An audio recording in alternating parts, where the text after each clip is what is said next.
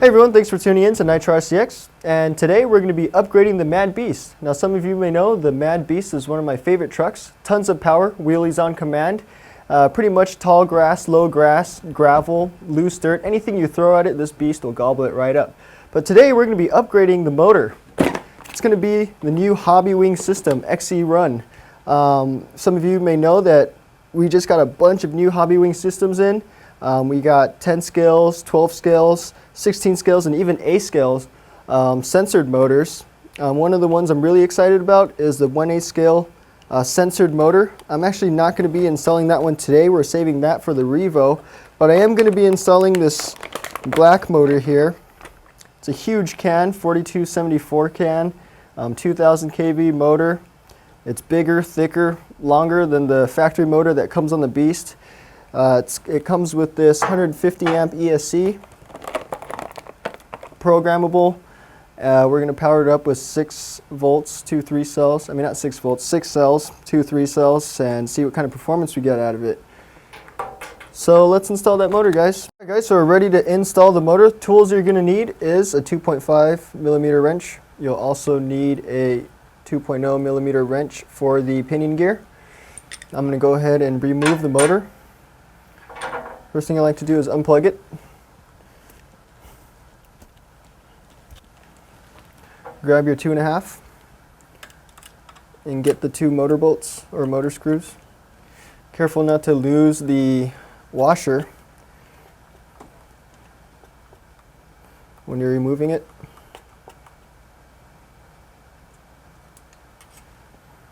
There's one down here.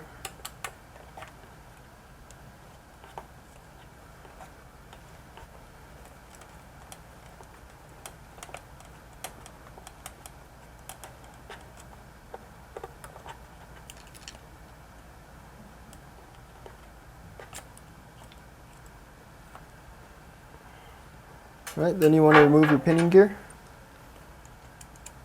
Grab your 2 millimeter.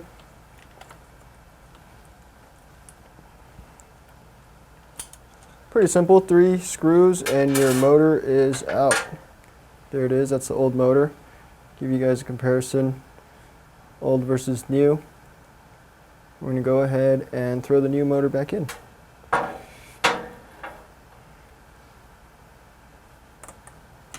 Drop it in there, line up the holes. I'm going to rotate this truck so I can see the holes. You'll notice there's one hole and then there's like a little slot for you to slide it. Basically, bolt in this one first so you can pivot this one for a gear mesh. So we're going to go ahead and bolt this one in first.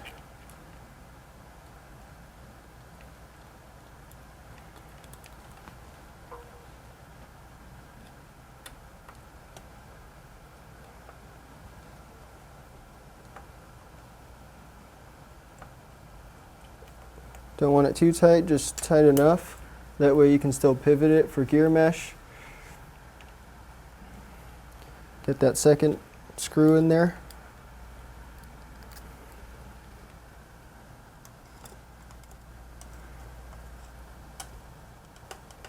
Now guys, when you thread it in, make sure you thread it in straight.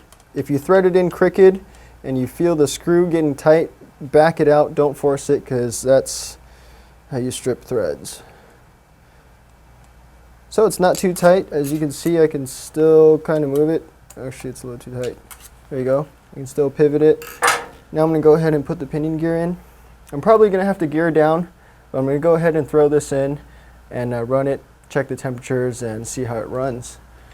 Basically, have the flat. I like to have the flat spot on the shaft facing up so I know where the grub screw is going to grab. Slide that pinion gear on there. Get the distance right to meet the spur gear. Tighten that down. This is a good time to use blue Loctite.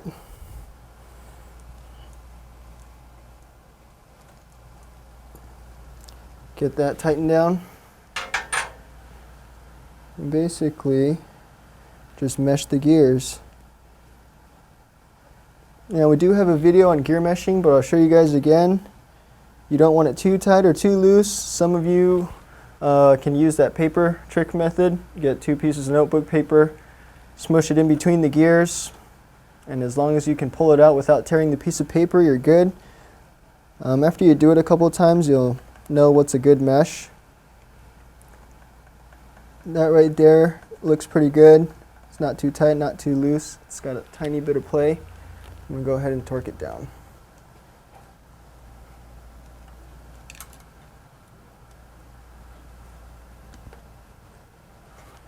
Man, that motor looks awesome on there. It's almost flush with the housing. And there it is, guys. Pretty simple swap. Alright guys, so that was the motor install. Pretty easy install, as you can see. 3 screws and the motor's in. Be sure to check out all the HobbyWing systems. We got even new ones called the Just Stock. We also have short course specific motors. One of them I'm really excited about is the 550 motor, censored. I think it's, I believe, a 4.5 turn, 4,000 kV motor. It should be awesome for the short course trucks.